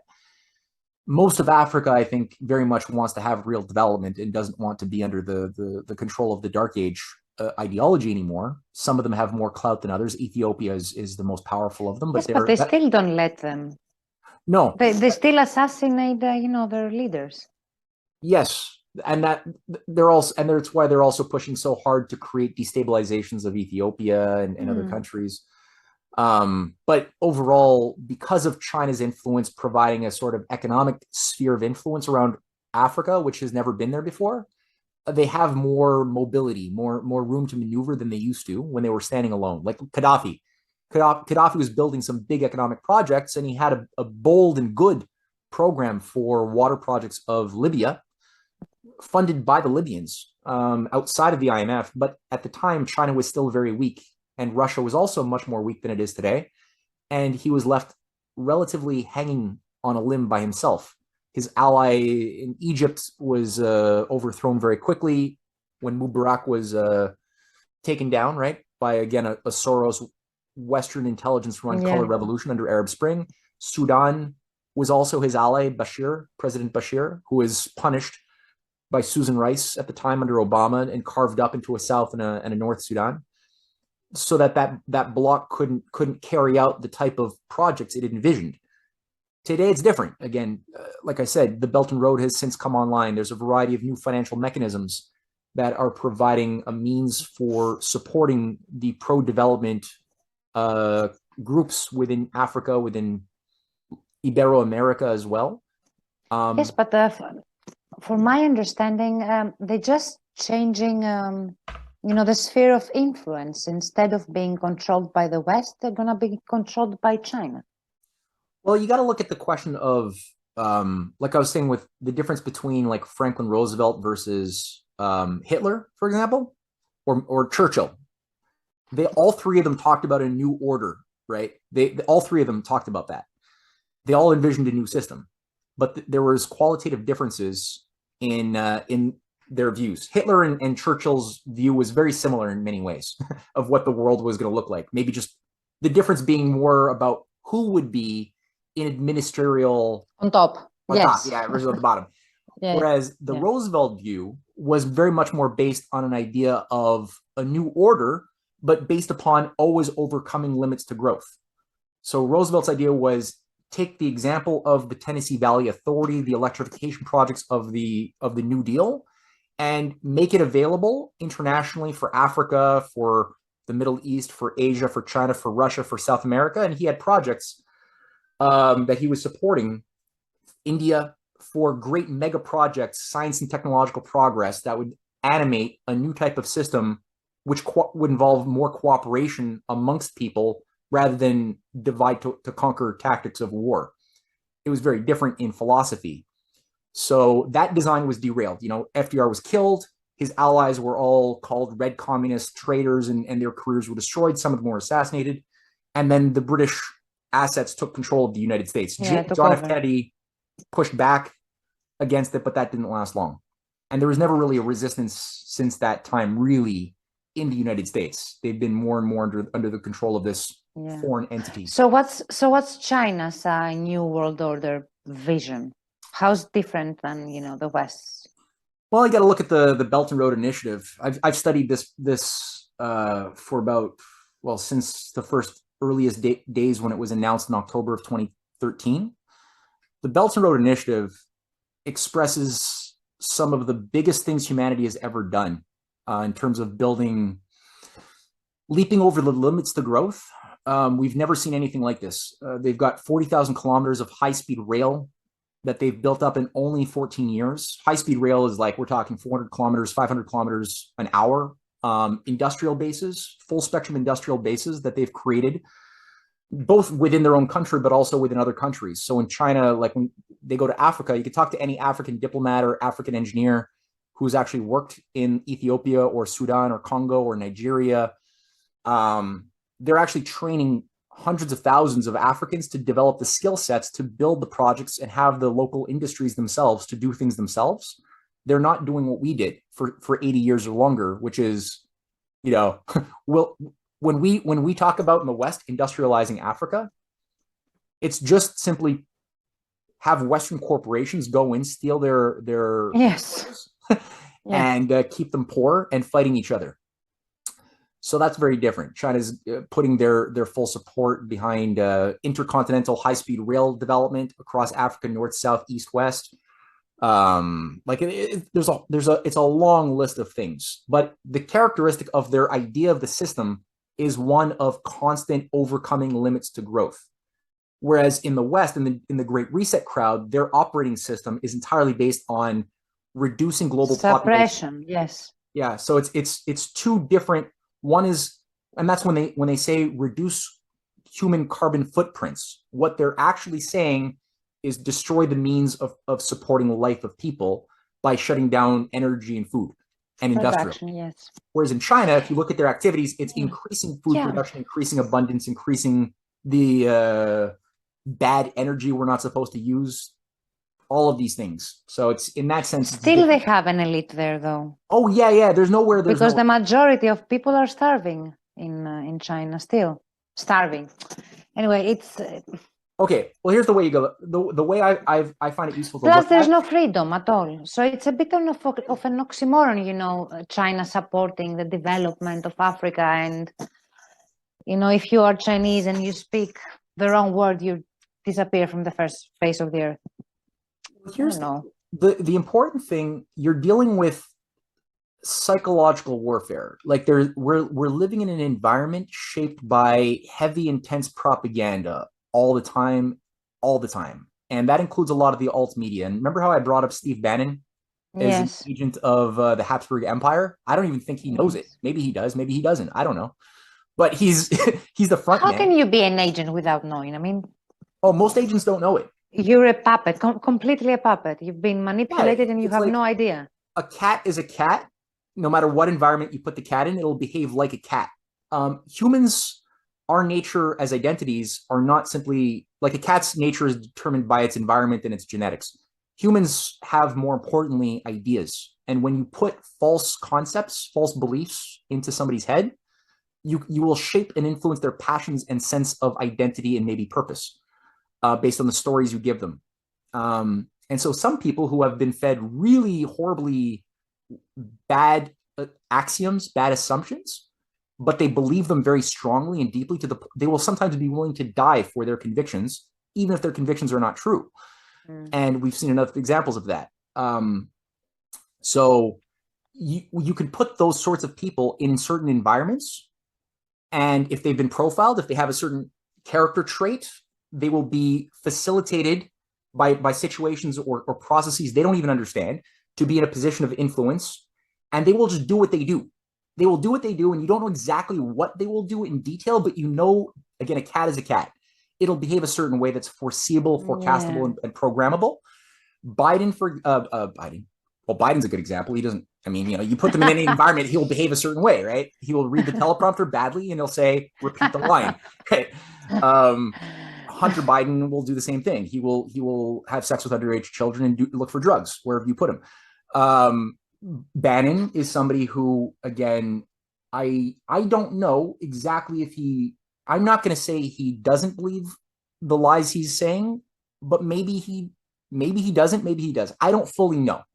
But what I do know is that he is in bed with the darkest forces of Count Coudenhove Kalergi's operation and Otto von Habsburg to unite all of the different diverse groupings of conservative-minded organizations around the world, especially with a European focus. He met with the granddaughter of Mussolini, and he's been trying to unite the right around a new crusade against specifically not really the Great Reset, because what he's doing with his operation with the War Room is he's working with the same British-run deep state operation that has been trying to destroy China for 200 years, even before communism existed.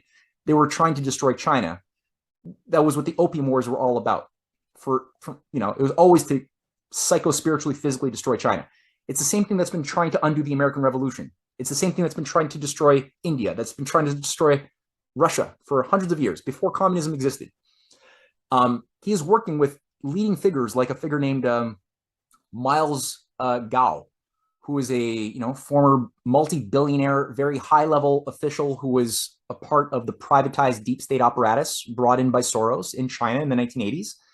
And he went to jail when Soros's operations failed to succeed in the 1989 in China. The Chinese put him in prison. He got out. He built back his empire again. One of his assets was the head of the Chinese version of the CIA. And when there was a criminal clampdown against corruption, which was really launched in a heavy way in 2012, he avoided prison by escaping and coming to New York, where he bought up a $60 million condo and started bankrolling Steve Bannon.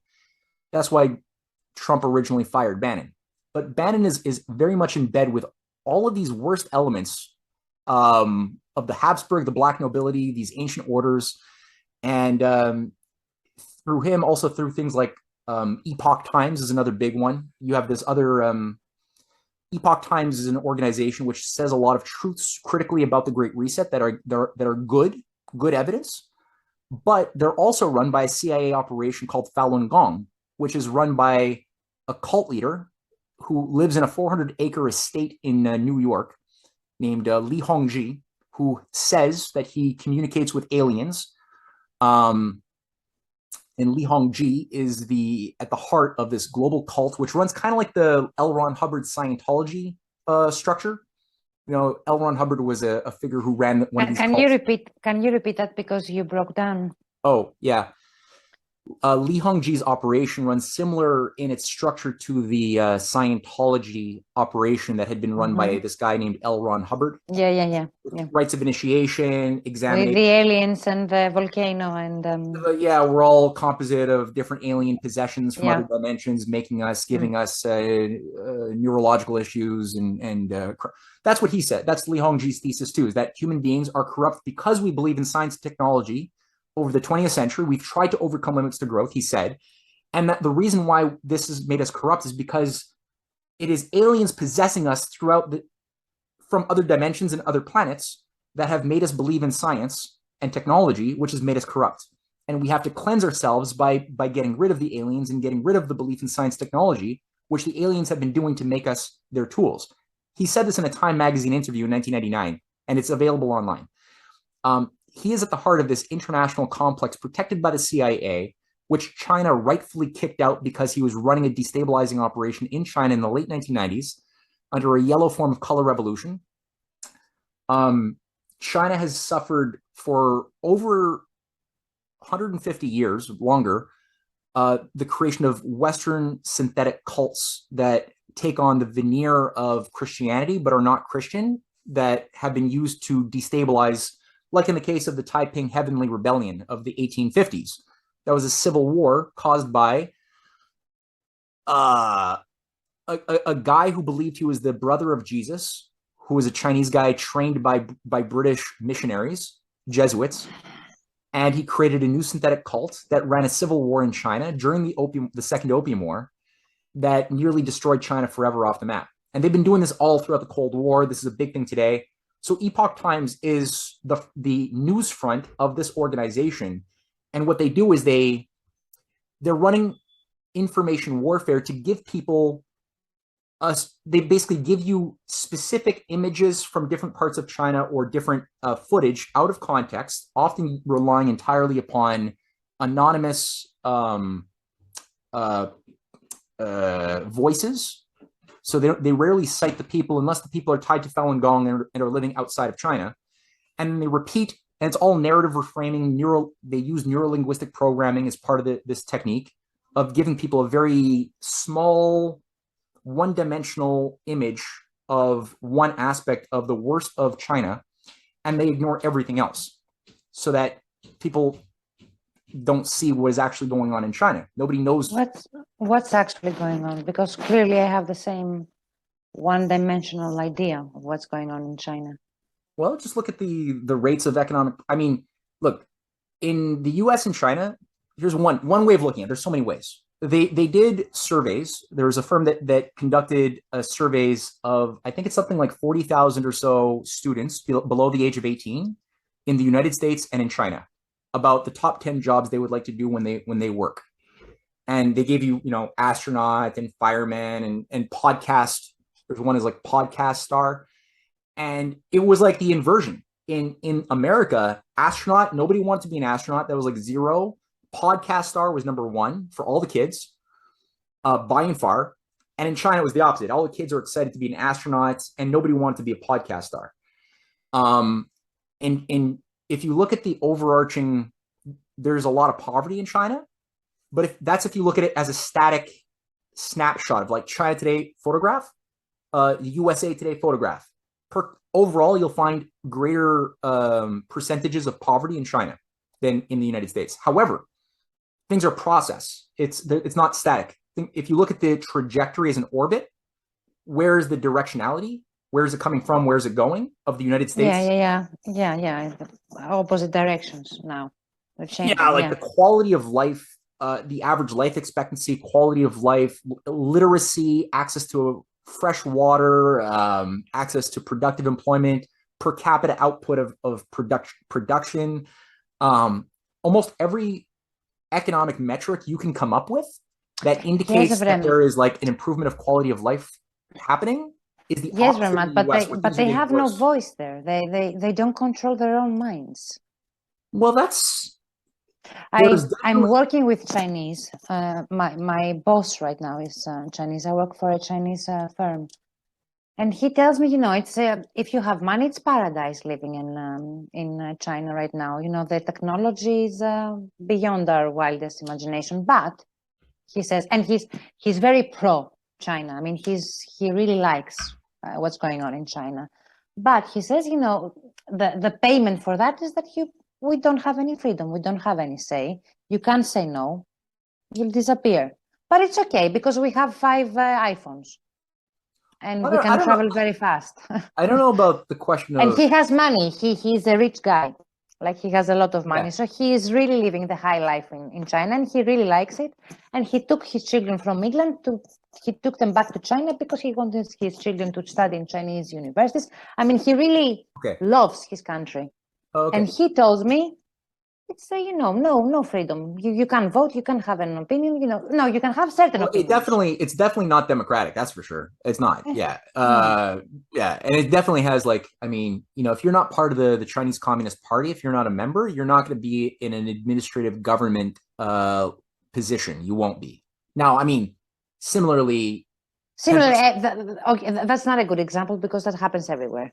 If you don't have the right connections, you do not become a member. Also, one thing too is that anybody can become a member. Unlike, let's say, if you want to be a member of Skull and Bones in Princeton, you have to have your father, grandfather, great-great-grandfather who are members. Whereas in China, there is something called the meritocratic exam system, where anybody, even amongst the poorer villages, if you do well, you can you will grow in your position and become a member of that party, which has about 150 million members, I think, last time I read it. So it's kind of more accessible to anybody in that sense. Although, it's still like an oligarchy in the sense of ruled by the few. That's still the case. And there's no the Chinese Communist Party is not one homogenous thing that agrees with itself. What you see is these fights inside. It's kind of like a wild, wild west in some ways. You have under Xi Jinping, there has been an immense purge of a lot of the China has had a lot of World Economic Forum penetration. A lot of this was brought in by David Rockefeller and Henry Kissinger in the especially in the 70s. Say that again, because you broke down and we didn't hear the name. Oh, by whom? Yeah. Under Henry Kissinger and David Rockefeller's lead in the Trilateral Commission, there was a lot of Western Malthusian deep state operations set up, and they got a lot of power in the 1980s. This is what brought in the one-child policy, for example. So China was going to become the slave the sweatshop slave colony for Western consumerism. And they were always supposed to be, according to Henry Kissinger's original design, a cheap labor slave society forever, filling our dollaramas. And we in the West would, under this new logic, get rid of our factories, right? So that's why they invested in China. Yeah, it was to be a slave colony. And David Rockefeller he hosted a conference from the Trilateral Commission in 1983 in Beijing, which made the argument that China should never develop its interior. It should have special economic zones in Shanghai, in Hong Kong, on the coasts, and simply have the interior remain barren so that all of the population would be more controlled in the slave colony zones, and a small billionaire class would be granted and created under the control of David Rockefeller. People like Soros put in a lot of money to great success, and he even people don't realize this, even the Chinese are afraid to acknowledge this, but it's true. George Soros had a puppet that he put into power who became the chairman of the Chinese Communist Party in 1987, who was formerly premier, and his name was Zhao Ziyang. Zhao Ziyang was the top dog, like the chairman of the Chinese Communist Party. You can't get higher. And he co-ran a think tank called the New China Economic Policy with George Soros. They co-ran it together. And he brought in, he helped brainwash millions of young economists from China in Harvard and Yale and Oxford, who were then brought back to be the new governing class of technocrats. That was the job. And that's what he did. So that was a disaster. And by the way, Miles Guo, Gao, sorry, I was mispronounced his name, who is the billionaire who's been working with Steve Bannon, right? Bankrolling the war room. Yeah. That guy, that's where he got his start, was under the protection of Zhao Ziyang. That's why he was.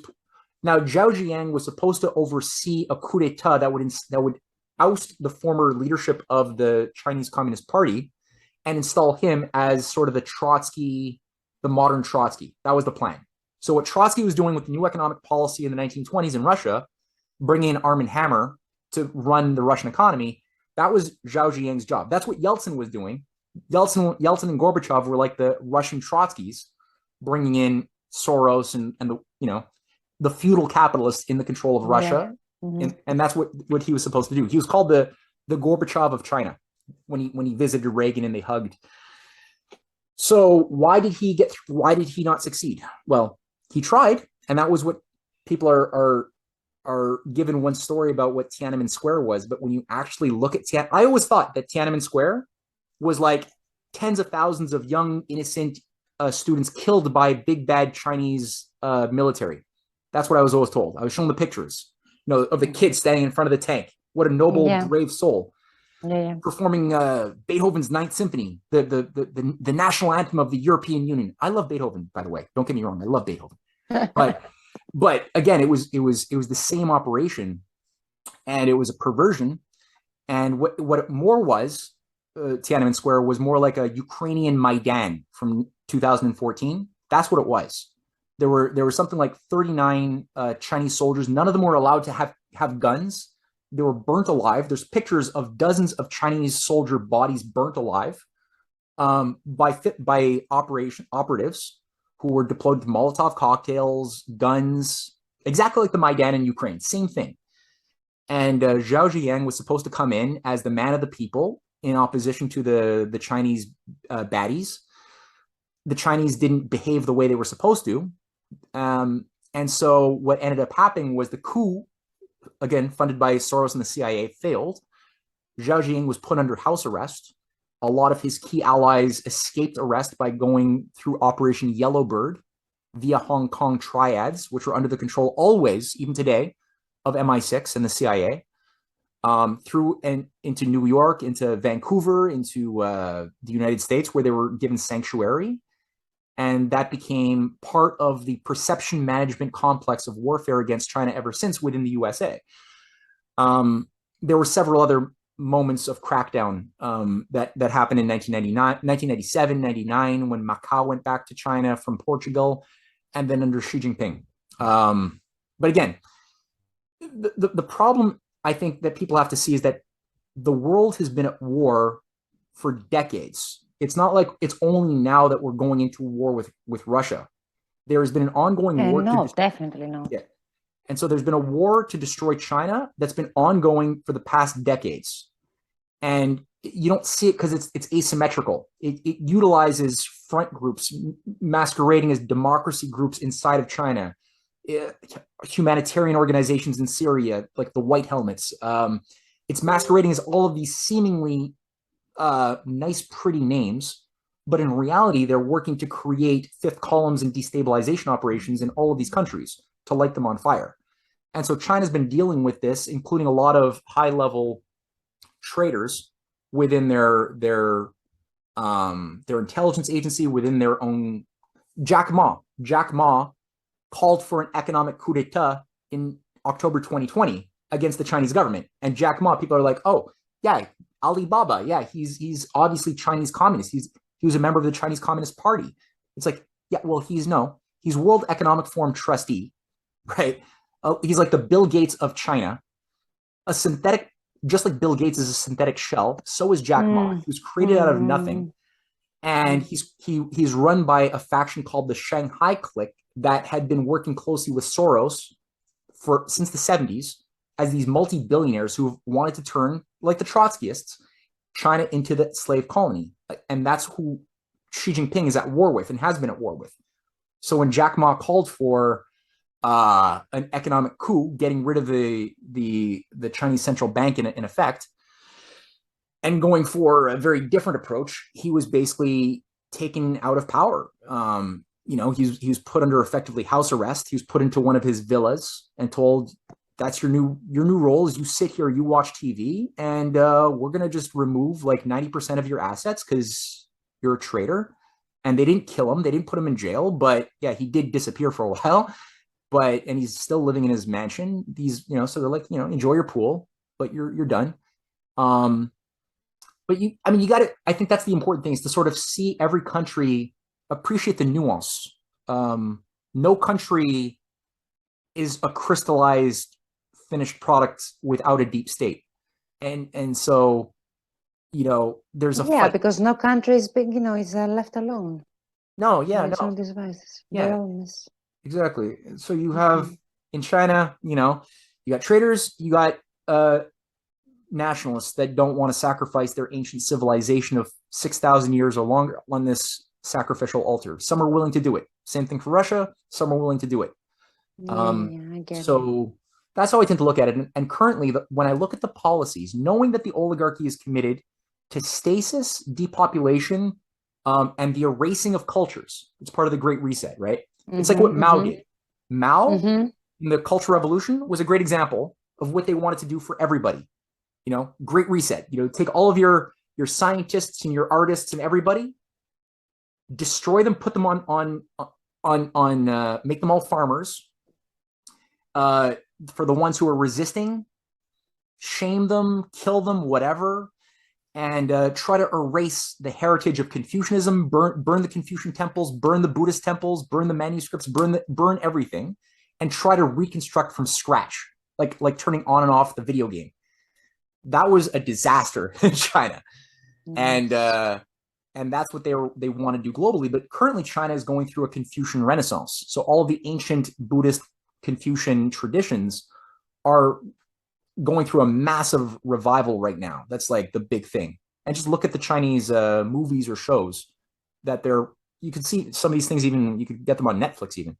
Just see compare the quality of storytelling that they have in their movies and shows to the type of storytelling we are being fed by Western made movies and shows. Right there, you get a really good way of like, wow. I watch a lot of these Chinese shows just to get a sense of like what is the soul of the people. You watch what they like. You watch the entertainment. What's the government supporting? And it's like, wow, that's real cultural entertainment. Like you're uplifting people to give them a strong sense of the intricacies of how evil works, of a certain noble character of the human condition. Like there's a lot there that we don't have anymore in our modern media or cinema. Yeah, absolutely. Okay, and before I let you go, a type of prediction. I'm not good at that. Or a feeling, an intuition. Well, my feeling is that the oligarchy has made a big mess and they're delusional. And I don't think that they know how to respond to the mess they made. And I think that they're panicking. They're panicking a lot. So that's good in some ways. And it's dangerous in other ways. But I think that I'm very happy that I'm seeing a coalition of intercivilizational forces who are working together in a way which I recognize. I can identify this because I take a long wave of history.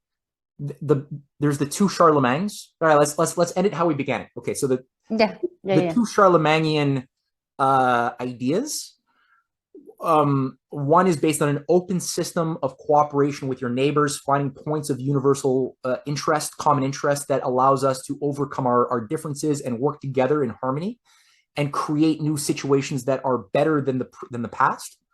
On the other hand, the perversion of it is rigid, closed system controls that always put you at defiance with the interests of your neighbor and thus force you always into a status of conflict with yourself as well as with those around you. One is in defiance of natural law, one is in conformity. So I think that God created us in a way which was not a mistake.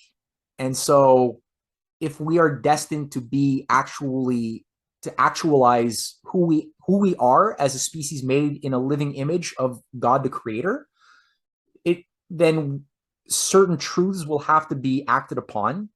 And among those would be the idea that it is our mandate to always embrace the unknown by leaping out of our limits of what we already know into the unknown with rigor and a method that allows for creative discoveries to always happen, such that that discovery can be transformed into new technological progress, new types of resources that didn't exist when we were ignorant of qualities of the universe, in such a way that the universe resonates to our ideas that are good. And that allows us to have more people at a higher quality of life with more access to our psycho-spiritual attributes instead of working like brute force cows, or bulls on a farm. And I think that's my conviction of the general, my idea of what humanity is in regards to this beautiful, unbounded universe, which appears to be a living universe, not a dead universe. Universe, right? We see galaxies coming to being, suns being born out of galaxies, and all of the elements are being created in a harmonic way on the periodic table from processes. We don't understand much of that. We've just started scratching the surface. And so it's like every time we embrace wrong ideas and we act accordingly to bad ideas that are lies, we suffer. That's because the universe is made good, and the universe doesn't tolerate bad for too long, So if things go really bad, it'll be not because God is bad or the universe is bad, but it's because we have free will and we brought it on ourselves. But I think we have good reason to have good, like, reasonable hope right now. But it might get, the period ahead is going to test us. We've allowed ourselves to get corrupt for a long time, decades and decades of, a couple of generations of. Oh, can you hear me? Did you lose me there? Yeah. Okay. We've got a couple of generations of decadence and corruption that is not going to heal quickly. It's going to take a longer term process of slower healing for that decay to undo itself. But I think we can get into that. It's a deep scar. Very deep. Yeah, bad wound. So but we need projects, we need a mission, we need purpose that's true to reanimate the best of us. And I think that for that reason, I do generally have a positive view of both Russia, China, and a lot of their Eurasian nations right now as it stands. And I don't think it's the same thing at all. It's not compatible with the transhumanist New World Order idea. Some of the mechanisms are similar in terms of mechanisms, but in terms of function, design, and purpose, it's incompatible. So that's why I'm positive. It's a very interesting subject. Maybe I can invite you back and talk about that. Yeah, sure. I did hear you. In another podcast. Exactly, you were talking exactly about this issue. Maybe I talk about it a lot. Yeah. I'll remember and I'll email it to you with exactly which podcast it was. I don't want, Tell you what I'll do. I'm going to send you a copy, and anybody who's listening to this podcast, if they would like to have a copy for free of my volume 3 of The Clash of the Two Americas, which unpacks a lot of my arguments in more detail, I'll send you a PDF that anybody can listen to and download for free. Of course, if they want to buy a copy, they can buy a copy too. That's okay as well. But I'll give you the free one happily. If you send me an email at info@risingtidefoundation.net, I'll happily send you a copy. Amazing. Thank you very much. Sure. And if you could please also send me the first recording, which disappeared into the ether. I don't know where it is, somewhere. If you don't mind repeating yourselves and being asked from different people to talk about the same subjects again and again and again, I would love to have you back and talk about Russia, China, and everybody's a globalist, but what's the difference in their model of what globalism means for